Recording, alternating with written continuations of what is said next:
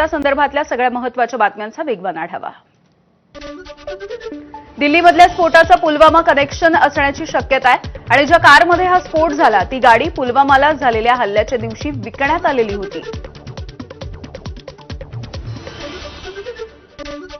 दिल्लीमधल्या स्फोटाशी संबंधित कार आमची नाही, पुलवामामधील आमिर आणि उमरच्या परिवाराचा मोठा दावा। आमची कार ही घरासमोर अजूनही उभी आहे, उमरच्या परिवाराचा दावा।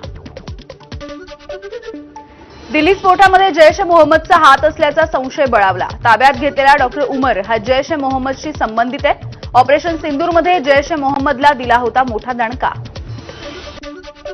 स्फोटासाठी वापरलेल्या I-20 कारचा मार्ग उघड झालाय। दिल्ली हरियाणा बदरपूर या सीमेवरून कारची दिल्लीमध्ये एंट्री करताना एकटा चालक कारमध्ये असल्याचंही उघड। सुनहरी मशीद पार्किंगमध्ये एकटा संशयित सीसीटीव्हीमध्ये कैद झालाय।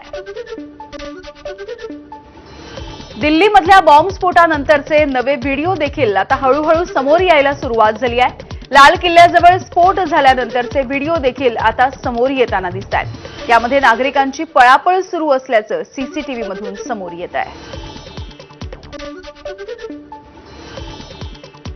लाल किल्ल्याजवळ झालेल्या स्फोटाच्या आवाजानं चांदणी चौकामधील गौरीशंकर मंदिराच्या खिडक्यांच्या काचा देखील फुटल्या आणि याचवरून या स्फोटाची भीषणता, तीव्रता आणि आवाजाचा डेसिबल किती होता याची कल्पना करता येईल। दिल्ली स्फोटाच्या संदर्भात पोलिसांच्या तपासामधून धक्कादायक माहिती सध्या समोर येते आहे। स्फोटकांच्या जागेवरती कोणतंही शार्पनेल सापडलेलं नाही, तर स्फोट झालेल्या गाडीचे बॉडी पार्ट्स पोलिसांनी ताब्यात घेतले आहेत। सगळ्या 9 मृतदेहांचं शवविच्छेदन देखील पूर्ण झालंय।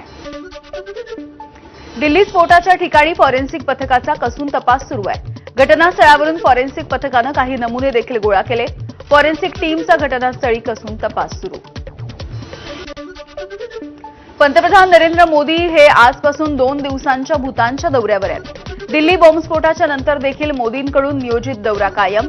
चौथे राजे यांच्या 70व्या वाढदिवसाच्या निमित्तानं मोदी भूतानला गेलेत।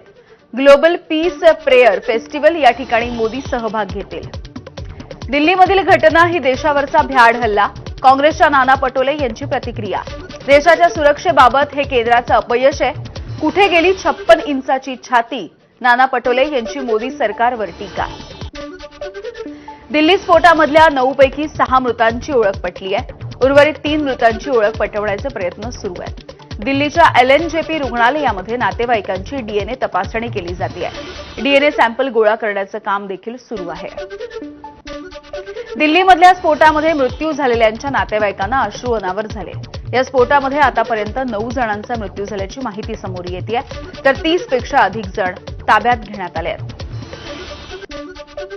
घाटकोपरमधून 2 देशी पिस्तूल आणि 4 जिवंत काडतुसांसह एका 24 वर्षीय तरुणाला अटक झाली आहे। या आरोपीवरती आर्म्स ऍक्टच्या अंतर्गत गुन्हा दाखल झाला। कैलास कायता असं या आरोपीचं नाव आहे आणि तो मध्य प्रदेशाचा रहिवासी असल्याची माहिती आहे।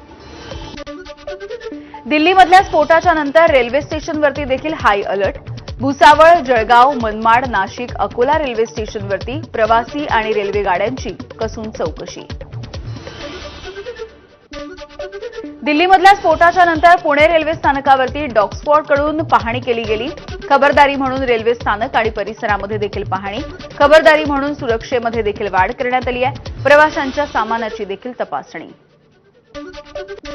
दिल्लीमधल्या ब्लास्टच्या नंतर छत्रपती संभाजीनगर रेल्वे स्टेशनवरची सुरक्षा वाढवली। साध्या वेशामधले पोलीस देखील या ठिकाणी तैनात करण्यात आले आहेत।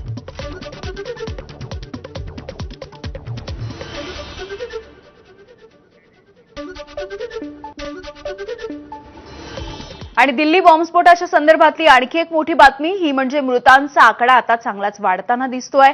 दिल्ली बॉम्बस्फोटामध्ये आतापर्यंत मृतांची संख्या